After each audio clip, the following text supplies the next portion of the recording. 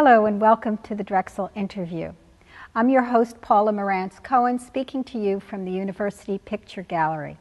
Today our guest is the award-winning writer, Beth Kephart. Beth Kephart writes memoir, nonfiction, and fiction, and in the past few years has made a name for herself in the growing area of young adult fiction. Beth Kephart, welcome to the Drexel interview. I am very honored to be here. You are the author of two acclaimed young adult novels, Undercover and House of Dance, and the forthcoming Nothing But Ghosts. And these are all young adult novels. And obviously you have a following in this area. You have an interest in this area, and there is a growing interest in young adult fiction. Could you tell us a little bit about what's going on in this genre and why you've chosen to write in it? I'll tell you first how I got into it after writing memoir, fiction, poetry. I had taught extremely talented young writers in my house and in a garden for years, and I was interested in what they were reading. I was aware that they were interested in what I read to them, Michael Ondaatje, very literary people, poets. I had judged in 2001, I chaired the Young People's Literature Award for the National Book Awards, and I had read hundreds of books and seen what was being written. And I was asked, actually, by the editor, HarperCollins, whether or not I would be interested in trying to take this on. For a year, I avoided the possibility. I didn't think I had it in me. But we had a conversation one day in person, and she said, "Tell me who you were as a teen." And I said, well, I wasn't very interesting. I sort of stayed behind the scenes. I was a poet. I ice skated. I always felt that I was somewhat invisible and undercover. And we had a conversation actually right down here in Philadelphia, and I was taking the train back, and within the first, between 30th Street and Overbrook Station, I'd written the first few pages of what became Undercover. I heard this narrator's voice in my head. She was literary, she was self-conscious, she was a little bemused with the world and a little lonely. And a Cyrano de Bergerac story started to float in. I was given the room to write a literary novel, and I will always be appreciative of that with the Harper Teen crowd, that they let me do something that wasn't necessarily commercial. What is happening, to answer the second part of the question, in this field is that although the NEA and other studies seemed to suggest a while ago that young readers weren't reading or young folks weren't reading, they are in droves, and the internet has a lot to do with this. Blogging has a lot to do with it. And when you fall into this hole of the young adult world, you discover these wonderful young readers, these young women, many of them, who are engaged with the writers, who celebrate the writers, who want to talk to you. And it is actually this tremendous community. And many writers who have been writing for adults are eager to enter a world in which readers are reading and they're engaging with you again, yes, through a different medium, but in this way that feels alive and real and right. Well, that's really interesting. I hadn't realized that you were actually recruited to take part in this genre. But the genre itself has a certain level of controversy attached to it. It does. I know there was an article not long ago in the New York Times about, or by an author, who was, I think it was a man, I'm not sure, maybe it was a woman, who was ambivalent about the positioning, or the fact that he had been positioned as a young adult writer. Do you have thoughts on that? I mean, isn't a good writer, and do you think that label is necessary, young adult novelist? It's a very good question. I read that piece with, I think it was Margot Rabb, and I read it with tremendous interest, and she interviewed Sherman Alexie and others, and they were, although he'd won, I think, the National Book Award by that time for his young adult novel. I don't feel ambivalence about it. I think you have to write your best book. What defines a young adult novel? This is the question. And one would like to be able to say, well, if it's a teen protagonist, a teen story, then it's a young adult novel, whether it's written in a sophisticated fashion or whether it's written in any other way. However, you look at David Mitchell's Black Swan Green, or you look at Francine Prose's new book, or you look at The Book Thief, which came out in Australia for adults and was brought out here in the United States for young adults. And you wonder, the first two I listed are young adult narrators, but they were brought out as adult books. So what does make this? And I think it does become a label that bookstores and publishing houses put on a book, It doesn't matter. The truth is that I've written several books now with young adult women at their heart, but women of all ages are reading these books and all ages are talking to me about them. And yet there's also a young adult constituency that's very active. I have to say that I read both Undercover and House of Dance, and I had the same feeling that I feel with any good novel, curling up with those books. There's a fantasy element to both the books. I mean, you say that they come from your own experience. Yeah, and yet one thing I wanted to ask you about, because it taps into a fantasy that as a girl I always had, and it's a performance fantasy. In both cases, you're dealing with one dance, the other is ice skating, and you say you were an ice skater. And the idea of practicing, becoming better, and then revealing yourself as a proficient performer. And I wonder about that fantasy for girls. I mean, you certainly tap into it. Have you thought about it?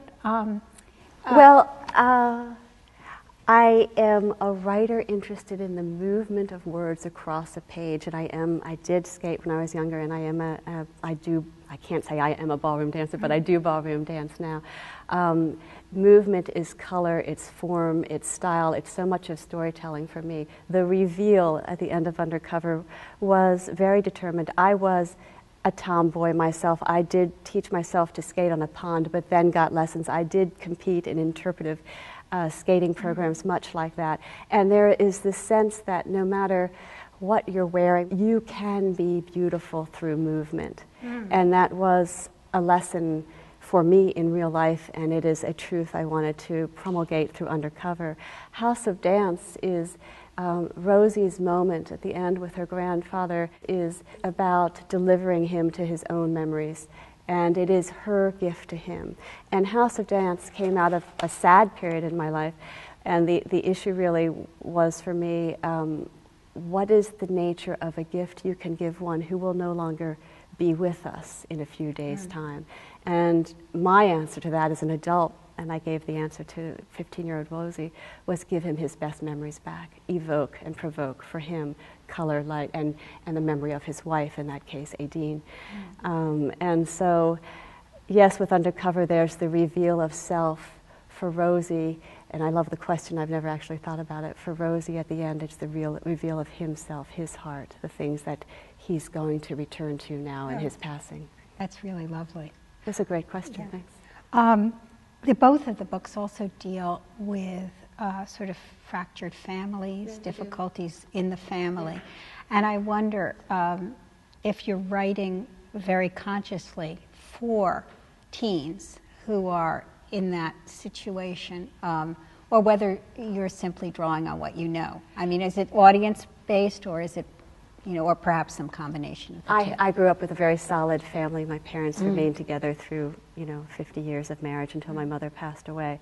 But I was a lonely, fractured person for reasons of my whatever. I'm not quite sure why. I was an observer, not so much a participant. So the emotional truths in those books are what I know. In the sense, in House of Dance, of course, Rosie's father's left and Rosie's mother's having an affair with a married man. There were a lot of issues about guilt and forgiveness that I wanted to explore between a living mother and daughter, just as I was exploring this sense of this gift and dying between Rosie and the grandfather. And what saves them all is the community of the dancers, and it's Nick, the next door neighbor. It's the everyday people who, despite these broken aspects, are there. They're a buoyant possibility for all of us all the time. We walk down a street wherever we live, and there's the guy in the balloon store and the woman in the flower shop, and they know our name and they give us the right flowers at the right time. No matter what's happening, they exist. So I wanted to, if it had all been, you need the fractures to show how you heal fractures in stories. And I guess that, because the narrative moves towards some sort of closure. They do. At the end.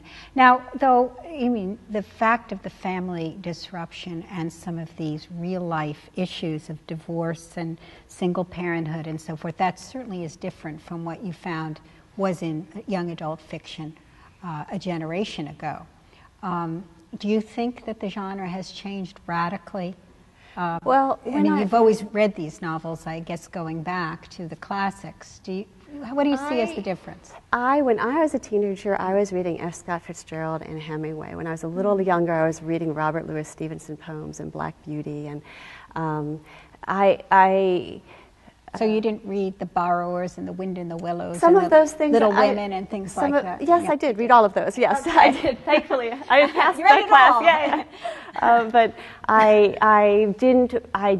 I'm so impressed by the young readers that I'm meeting today, and they're reading 2 or 3 books a week. When I looked at the books during the National Book Award review period, I was surprised and often dismayed by what was, we talked earlier on about what makes for a young adult novel. There's no R rating or anything that pushes aside. One of the very first books I remember that I picked up was a very explicit rape that was in the opening pages, and I thought, what makes this a young adult novel? This is a contemporary book. Yes. Yeah. But in that same bucket of books and boxes of books was Marilyn Nelson's extraordinary book of poems, Carver, which any adult should have been able to read. So, and that is a glorious exploration of a real person told through poems. You get history, you get everything.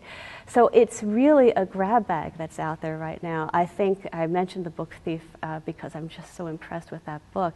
And that book does it all. That book structurally and from a character development, from structure, from the decision to tell a story through the voice of death himself.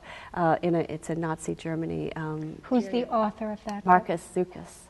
And it is so brilliantly sophisticated, and yet it's right there for young adults. And there is nothing that pegs a contemporary book at all, I don't think. I don't think we've reached a new era. I think everything's happening all at once, and readers are finding things, not through the reviews anymore, since there are so few of them, but through what the friends internet or through their friends' word of through mouth. The librarians, who they seem to love and Right. trust, and through each other. Right. And it's cool to read now. It's cool to read. Well, let me ask you about two sorts of young adult books, the J.K. Rowling's Harry Potter books on the one hand, and the Gossip Girl books. Have you thoughts on either one of these or both of these? Must I now? Oh, yes, please. I did read a lot of the Harry Potter series. I was very happy when a lot of my young writers were always showing up, with the big books under their arms, and it was exciting to see their excitement with those books. As a writer, I might have done some things a little. I think there was a lot of redundancy, frankly, in the opening pages of those books over and over. I don't read the Gossip Girl books. Because they have their apologists, Yeah. But you're not one of them. Well, in the end of the day, I care a lot about language and story and character development, and I believe, and it's unpopular, it makes me old, but in sort of delving into a story to learn something about being a human being, something that will help us be a better human being. That doesn't mean these books that I care about are soupy or easy or sentimental, but they teach us something important as we're growing up, which is the time we need to learn those things. So everybody has their own sorts of books that they read, and certainly they're commercially successful books, and they excite a lot of people, and I read blogs where everybody's excited about them, so they create their own kind of community. I noticed, young adult fiction strikes me as very segmented by gender.